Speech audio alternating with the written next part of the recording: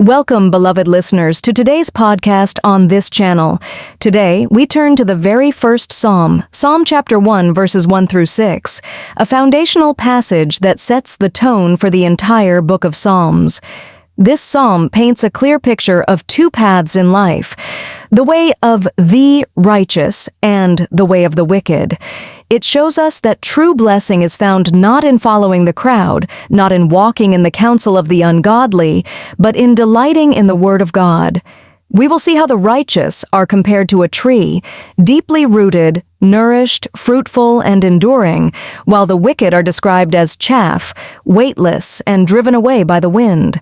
In just 6 verses, Psalm 1 reminds us that God watches over the way of the righteous, but the way of the wicked leads to destruction. As we dive into this scripture today, open your heart to receive wisdom and encouragement. This is not just poetry. It is a guide for living a blessed, fruitful, and God-centered life. Welcome to the Deep Dive. Today, we are immersing ourselves in, one of the most concentrated and I think powerfully structured pieces in the entire canon. Our source material is right at the beginning of the book of Psalms, just 6 verses, Psalm 1. But wow, it establishes an entire moral and existential framework. It really does. This text, it's like a master class in defining a Sark binary choice, almost a thesis statement for everything that follows in this altar, you know? Yeah. It tells you, the listener, right away, look, you've basically got 2 paths available. And it's your habits, your choices, that determine which one you're actually on. Yeah, no gray areas here. No subtle blending. It's just the way of the righteous and the way of the wicked. And that's really our mission today, isn't it? To take these 6 verses and sort of extract the blueprint for these 2 ways of being. We're planning to spend some serious time exploring first the precise steps the blessed person avoids. There's this really subtle model of compromise laid out in verse 1. Yeah. Then we'll contrast those 2 stunning natural metaphors. You know, the firmly planted tree versus the weightless chaff. And finally, analyze the ultimate, pretty non-negotiable fate promised for each path. Yeah, it's a study in environment, intentionality, and ultimately fate. So let's start with the definition of who this blessed man is. And it's fascinating, I think, that the definition actually begins with what he avoids. Yes. Verse 1 immediately tells us what he doesn't do. And it's not just some random list, is it? It feels like a structural masterpiece, really, showing how ethical compromise can start and then deepen. He doesn't walk in the counsel of the wicked, right, nor stand on the path of sinners, nor sit in the seat of scoffers. 3 distinct actions. It's just a perfect 3-step model, really, for how someone might passively kind of drift into a toxic environment. You can almost picture it as escalating commitment. So walking in the counsel. That feels like the initial step, maybe casual, just adopting advice or ideas from people whose ethics, well, they clash with the law. You're just passing through, maybe trying it on for size. Okay, just dipping a toe in. But then, if you keep trying on those ideas, you might move to the next stage. Standing. Exactly. Standing on the path of sinners. It means you've paused. You've stopped, walking your own way, and you're now actually lingering on their path. You're maybe considering their lifestyle, entertaining their methods as real options. That initial, maybe small compromise has led to this moment of, passive choice. Right. You're no longer moving, you're considering, and the final step feels the most entrenched. Sitting in the seat of scoffers. Sitting implies what? Rest, stability, acceptance. Yeah, signifies complete residency. You've settled in. And notice who he's sitting with. The scoffers. Now, in this context, a scoffer isn't just someone cracking a bad joke, right? It's someone who actively mocks the whole idea of moral authority or boundaries or divine instruction. So by sitting, you've essentially adopted their viewpoint. Pretty much. You've made cynicism and ethical mockery your comfort zone. The structure itself teaches us something important. The righteous person has to avoid that initial walk to make sure they never end up in that final sit. So the path starts with these conscious boundaries, setting yourself against certain external influences. But identity isn't just about what you decline, is it? Verse 2 then pivots quite dramatically to action and commitment. It defines the righteous positively. Exactly. His delight is in Yahweh's law. Now, we probably need to unpack those terms a bit. When the text says Yahweh's law, it's good to think maybe instruction or teaching, divine guidance. And delight is such a key word. This isn't some grudging, forced compliance, It's about finding actual joy, pleasure, real internal satisfaction in that teaching. Okay, so delight, joy. But the commitment level still sounds pretty intense. It says, on his law, he meditates day and night. When I read day and night, that sounds, well, almost obsessive. How does that joy of delight square with this continuous, focused effort of meditating all the time? That's a really crucial distinction to make. The meditation described here, it's probably not like a stressful intellectual study session, trying to memorize complex rules. The Hebrew root word for meditate often implies something softer, like a low muttering or an inner recitation. Ah, okay. So this continuous day and night practice, it might mean that the instruction has become like the background soundtrack of the person's life, their constant internal environment. It's not necessarily exhausting because it is the source of their nourishment. It's what they keep coming back to internally. That makes sense. If that continuous inner nourishment defines the righteous person, then it's a perfect setup for the image that comes next in verse 3. This is where that sort of philosophical choice gets translated into a physical reality almost. Absolutely. Section 2 moves right from internal discipline to a visible outcome. The righteous person is compared to a tree, verse 3. But like you said, the setting is just everything. It's not just any tree, right? It's a tree planted by the streams of water. That word planted feels so intentional. It implies this tree didn't just spring up randomly from a seed blown by the wind. Right. It was deliberately put there. And that intentionality, I think, connects directly back to verse 1. Remember, avoiding the walk, stand, sit. The righteous person chose their path. They intentionally selected their environment. They planted themselves in a place of continuous nourishment, which is the instruction, the law. Just like this tree is strategically placed near water. And this is so crucial because culturally, you have to remember, much of the landscape around would have been pretty dry, subject to the harshness of the wilderness being near flowing water. That guarantees stability. Okay, so stability comes from that intentional placement. And this stability then yields specific results, these success metrics. The tree produces its fruit in its season. Yeah, and that speaks to sustainability, reliability, which is a powerful ethical concept in itself, actually. The tree isn't forced to produce fruit like prematurely or out of cycle just for some short-term gain. Its success is timely, it's cyclical, it's dependable, because its water source is continuous, which contrasts really sharply with the kind of quick, maybe unstable, but immediate gains often sought by the wicked path. And the second metric speaks to resilience, doesn't it? Its leaf also does not wither. Right. So while other plants around it might dry up or struggle in the heat, this tree keeps its vibrancy because its source, its roots, run deep. It shows permanence. This enduring external health is really the outward sign of that continuous internal meditation and delight we were just talking about from verse 2. It all connects. And the verse wraps up with this comprehensive promise that flows from that deep-rooted stability. Whatever he does shall prosper. Now, we probably need to be a little careful with how we read prosper here. Does that mean guaranteed wealth, like hitting the lottery? Probably not in that narrow sense. If you keep it connected to the tree imagery, prosper feels less about immediate cash and more about thriving in a, well, holistic way. It means success in its proper season, resilience, durability, a life that actually fulfills its purpose bearing fruit. It's a vision of sustainable success built on that chosen, nourishing foundation. That grounding of the ethical choice in such a vivid physical reality, your choice of environment determines your ability to thrive. That's profound. But now we have to shift to the other side of this binary. And the transition in verse 4 is like rhetorical whiplash. It really is. It just starts with 4 stark words. The wicked are not so. Bam! That phrase just instantly cancels out everything we just described. No stability, no continuous nourishment, no intentional planting. A complete lack of shared characteristics. It creates this vacuum, ready for the new metaphor. So what are they if they're not planted and stable like the tree? The text gives us a counter image that's just as perfect. Yeah. They are like the chaff which the wind drives away. Okay, let's really sit with that visual contrast for a second. On one hand, you've got this sturdy, deeply rooted tree, maybe heavy with fruit, planted right by the life source, the water. On the other hand, chaff. Yeah, chaff. It's the light, useless husk that's left over from the grain after threshing. Separated, worthless. It has no substance, no weight, and critically no root system at all. Where the tree is defined by being planted, intentionally placed, the chaff is defined by being driven. Completely passive. Ah, that's a great way to put it. Agency versus fate, almost. Exactly. The tree has chosen its environment, established its roots. It has some agency over its production, its fruit. The chaff, it's completely subject to the immediate chaotic whim of its environment, the wind. And this is the core contrast of the whole psalm, really. I think so. It means the wicked are fundamentally characterized by this weightlessness, this instability. They chose the path of the scoffers back in verse 1, the path of avoidance, which led ultimately to a rootless existence.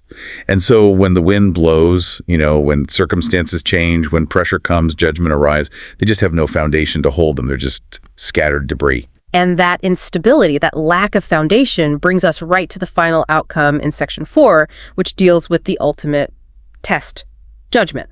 Because if you lack substance, you can't withstand accountability, can you? Exactly right. Verse 5 makes that consequence totally explicit. Therefore, the wicked shall not stand in the judgment. It's simple logic. If you're rootless chaff, you literally cannot hold your ground when tested. When that wind of accountability blows, you just disappear, blown away. And it seems this consequence isn't just like a purely divine thing either. There's a community consequence mentioned right alongside it. Sinners shall not stand in the congregation of the righteous. Yes, that's important too. It shows that this instability has consequences in the here and now in communal life, as well as in the sort of eternal perspective. You simply can't belong to the community that's defined by stability, by instruction, by sustainable success, if your whole existence is transient and just driven by external whims. So the judgment is one of exclusion, both divine and communal. The whole psalm then wraps up so tightly in verse 6 with this divine summary. It reinforces the core distinction one last time and highlights the role of the divine in recognizing these two paths. Right. It brings in the recognition factor. For Yahweh knows the way of the righteous. And this knowing is probably not just intellectual awareness, like, oh yeah, I see them. It implies approval, oversight, a continuous relationship with that stable, life-giving path. The planted tree is, in a sense, tended to and affirmed. Known and approved, but the way of the wicked, that's the final stark contrast. The end is just blunt. But the way of the wicked shall perish. Yeah. The righteous path leads to this ongoing prosperity, this permanence symbolized by the tree. The wicked path, it just leads to erasure, perishing.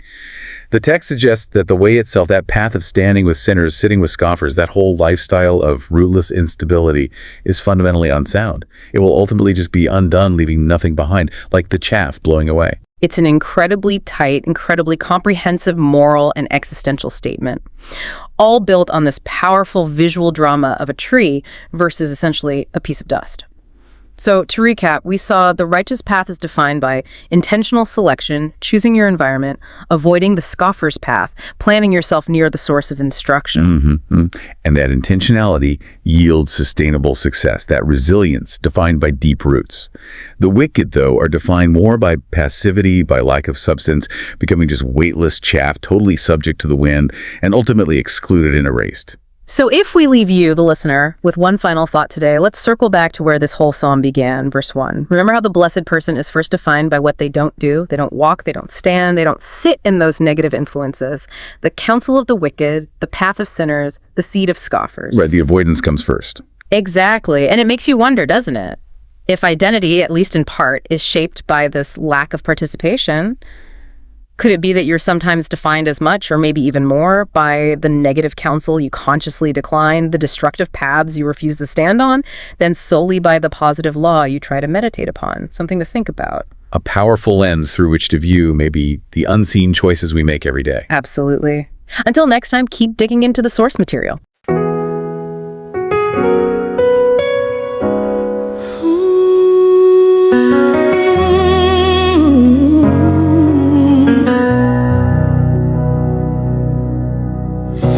Lord, I come, I bow my heart. Take my life, set me apart. Wash me clean, refine my soul. Make me holy, make me whole. Every breath, Lord, I give to you. Sanctify me, make me new. Holiness is what you ask for. Holiness is what I need. Holiness is what I long for. To be holy, Lord, like thee.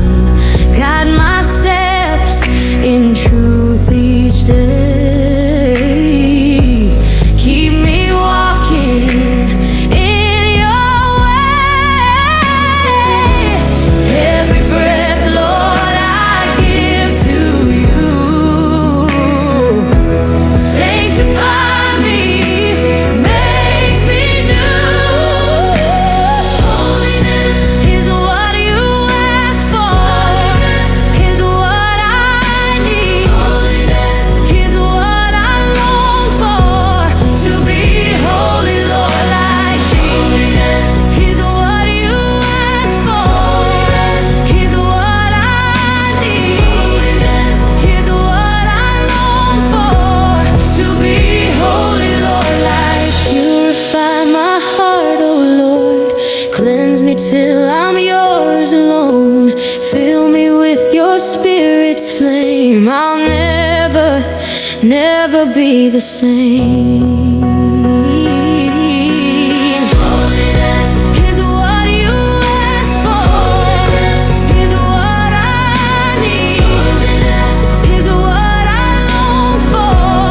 To be holy, Lord, like thee. Is holiness, holiness. Lord, make me whole.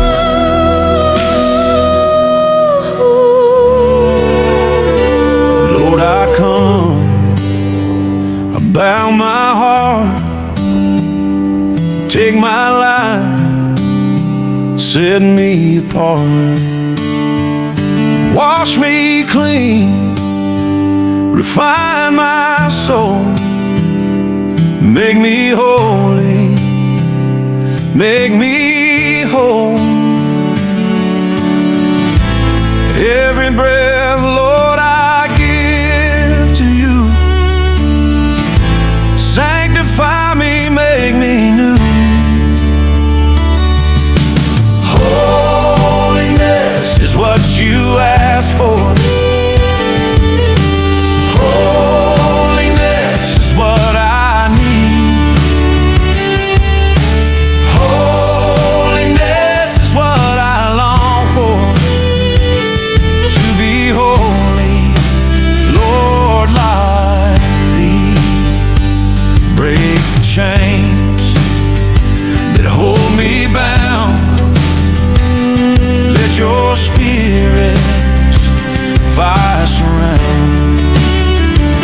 Guide my steps in truth each day. Keep me walking in your way. Every breath, Lord, I give to you. Sanctify me, make me new. Holiness is what you ask for. Holiness is what I need. Holiness is what I long for. To be holy, Lord, like thee. Purify my heart, oh Lord.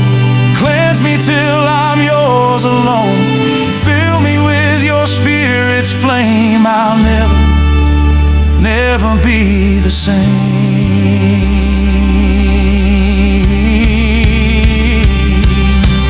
Holiness is what you ask for. Holiness is what I need.